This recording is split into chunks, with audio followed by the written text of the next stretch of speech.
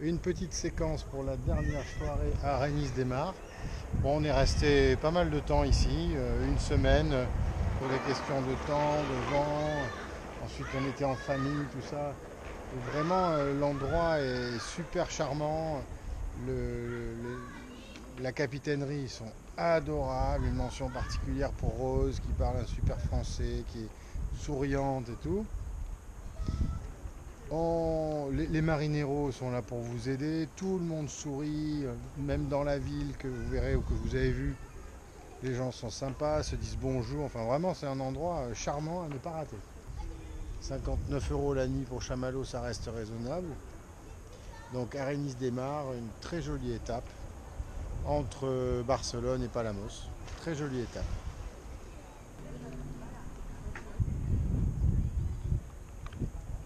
Parti, nous sommes le 16 août et on va quitter Arénis-des-Mares, on se dirige vers Palamos, une navigation en direct d'environ une trentaine de milles. Bon, en comptant le fait qu'on part avec la pétole et qu'on finira sûrement face au vent, comme d'habitude. Disons que ça va faire peut-être 35, 30, 36 000, je sais pas. On verra, on part sur une dizaine d'heures pour avoir un peu de marge. Et on va au mouillage de Palamos s'abriter d'un coup de nord prévu pour demain et après-demain. Voilà, c'est parti.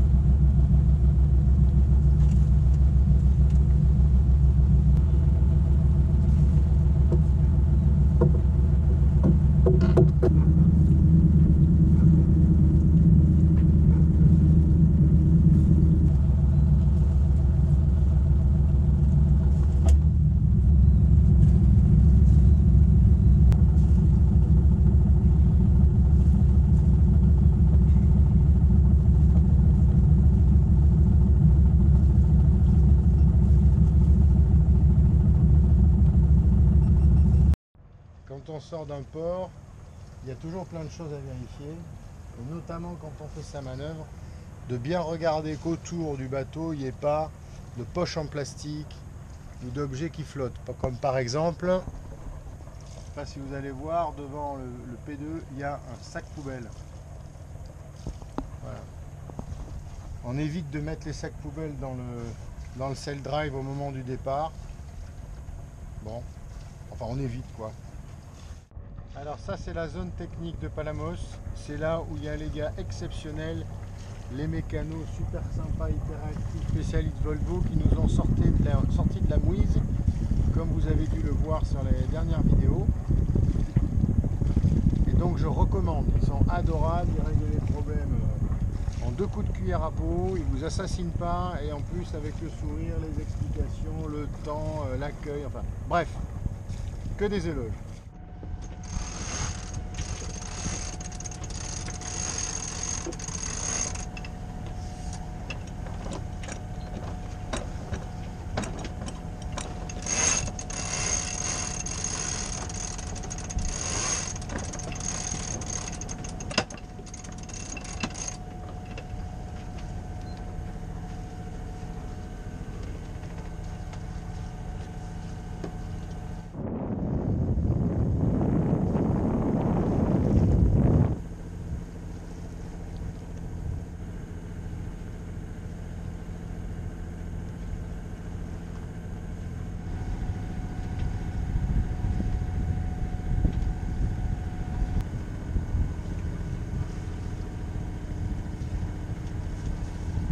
Quand il y a des bateaux de pêche, même si on devine les casiers, les filets ou comme ça, je m'écarte toujours.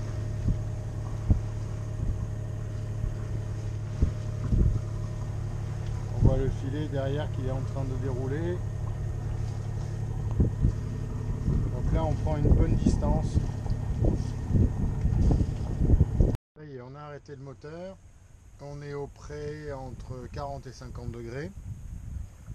Il y a 9 nœuds de vent apparent et on fait du 3,5. Bon, voilà. Pour l'instant, on n'est pas pressé. Hein. On a une trentaine de milles à faire, mais apparemment, on cape quasiment dessus. Donc, on devrait mettre une dizaine d'heures. Voilà, en comptant qu'on va toucher un petit peu plus de vent dans l'après-midi. Mais c'est quand même sympa d'éteindre le moteur.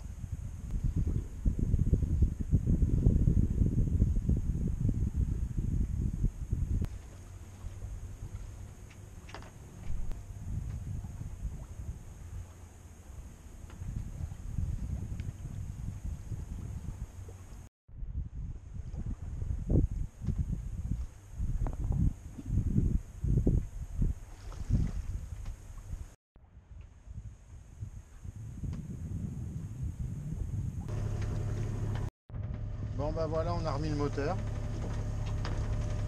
La Méditerranée est fidèle à sa réputation. Là maintenant il y a pétole. On était à 1 nœud 1. Bon, comme on a un peu de route à faire, on a remis le moteur. Voilà, on va pas très vite non plus parce que j'ai juste mis un petit appui. On est à 4,5 mais c'est bon, ça nous permet de faire de la route. L'idée c'est d'arriver au mouillage dans la soirée. C'est-à-dire au moment où les petits bateaux s'en vont, pour qu'on puisse faire un mouillage solide pour la nuit. Donc on prend notre temps. On est au large de Calela, au nord d'Arémis-des-Mars. Puis ensuite on verra Lloret-des-Mars, Tossa-des-Mars, Plaja d'Aro et la baie de Palamos. On verra Blanes, Lloret-des-Mars, Tossa-des-Mars, San Feliu d'Exisol, Cala San Paul que vous avez vu sur les autres vidéos et la baie de Palamos.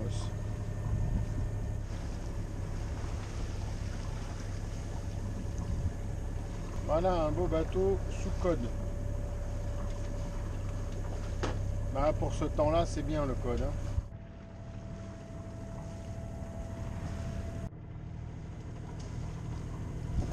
Voilà Blanes.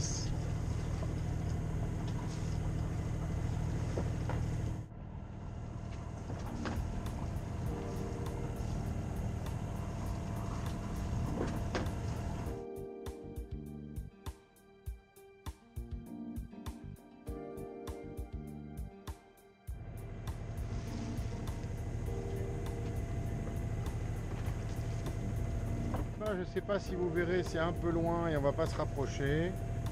Mais il y a un bateau qui est en train de se faire remorquer, un bateau qui était à moitié coulé, qui est en train de se faire renflouer avec des ballons qui sont gonflés à l'avant, et un à l'avant, deux à l'arrière, et qui maintiennent le bateau hors de l'eau, lequel est tracté par un gros remorqueur de la SNSM. Comme quoi, c'est quand même une sécurité de savoir que tous ces gens sont là pour nous secourir, pour nous aider, pour nous sauver, la plupart du temps de manière bénévole, avec quelques impôts et donations. Donc il faut aider ces gens qui, la plupart sont bénévoles, qui prennent des risques et qui sauvent votre bateau, votre vie. Il y a un geste à faire régulier là-dessus. On ne peut pas dire mieux, mer d'huile.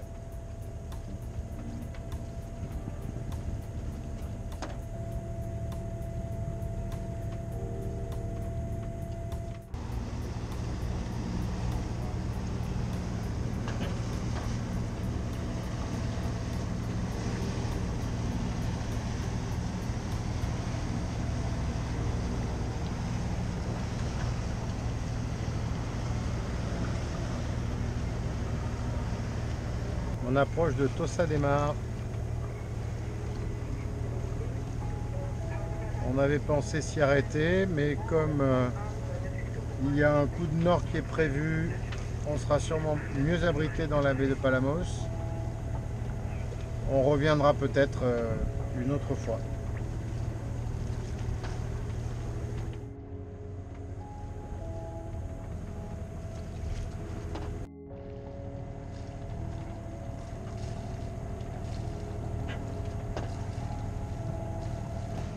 Et là au loin on voit les grottes de Tossa avec les bateaux de touristes.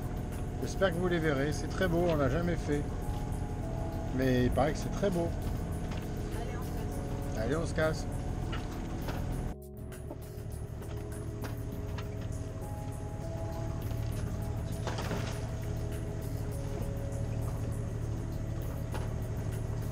Si quelqu'un peut me dire la marque de ce bateau, je suis preneur. On arrive à San Feliu. On va passer devant. Voilà la relève.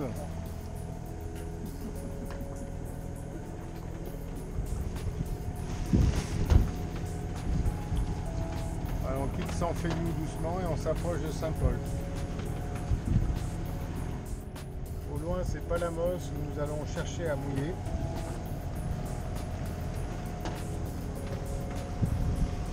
Et là on longe Saint-Paul et on aperçoit l'entrée de la marina de Plaja d'Aro. Doucement et tranquillement, nous nous approchons du mouillage. Alors, comment que c'est-il qu'on va faire? Eh ben, c'est pas compliqué, mais il y a un certain nombre de choses à faire dans l'ordre. D'abord, une fois qu'on aura affalé la voile, qu'on aura branché le guindeau, qu'on aura mis les pare-battages, même si on est au mouillage, je les mets parce que si un bateau cogne ou si on vient cogner, c'est toujours plus sûr. On va chercher, on va faire un tour autour de l'endroit où on veut se mettre et on va chercher une poche de sable, c'est-à-dire on va essayer de poser l'ancre sur du sable et pas sur du posidonie.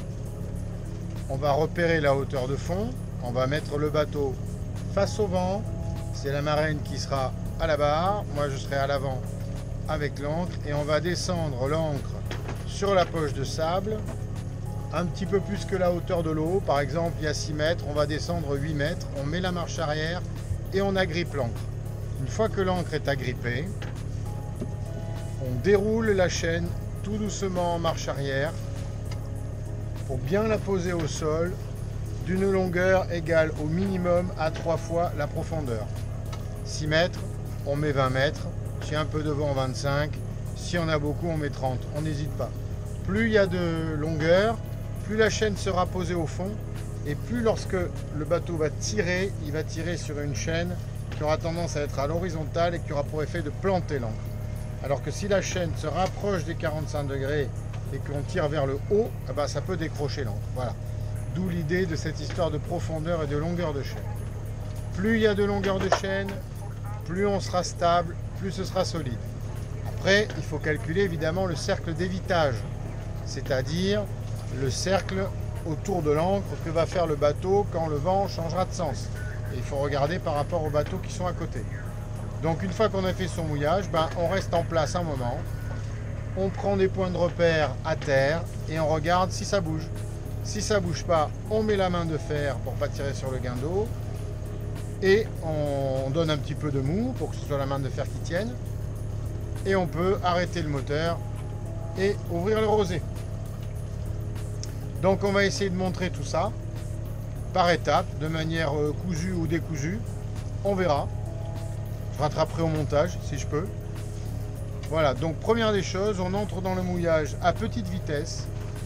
On essaie de repérer l'endroit qui apparemment est le plus large entre plusieurs bateaux.